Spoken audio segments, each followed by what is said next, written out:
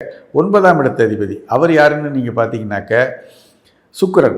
So இந்த 3 விஷயங்களையும் நம்ம கவனிக்கணும். எந்தெந்த லக்னம், கன்னியா லக்னத்துக்கு புதனுக்குரிய மரகதம், புதனுக்குரிய காரகத்துவமான மதுரை மீனாட்சி அம்மன், அதே போல் புதனுக்குரிய காரகத்துவ உறவுமுறை தாய்மாமன், அதே போல் 5ஆம் இடத்த அதிபதியான சனி, அதற்குண்டான தெய்வம் திருப்பதி வெங்கடாஜலபதி, அதற்குண்டான உறவுமுறை பித்ருக்கள் வழிபாடு, அதே போல் 9ஆம் இடத்த அதிபதியை வலுப்படுத்துறது சுக்கிரன், சுக்கிரனுக்குண்டான உறவுமுறை கணவன் அல்லது மனைவி, அதற்குண்டான தெய்வம் ஸ்ரீரங்கம், ஸ்ரீரங்கநாதன்.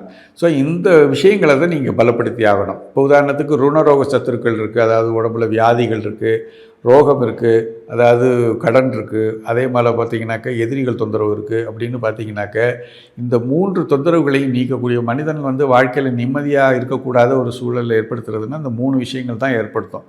இந்த 3 விஷயங்களையும் நம்ம தடுத்து நம்ம மேலாதிக்கம் செலுத்துறதுக்கு நமக்கு என்னென்ன வழிபாடு பண்ணணுங்கிறது கன்னியா லக்னக்காரங்களுக்கு நான் சொல்கிறேன். இந்த லக்னத்துக்குடைய அதிபர் யாருன்னு பார்த்தீங்கன்னாக்கா புதன்.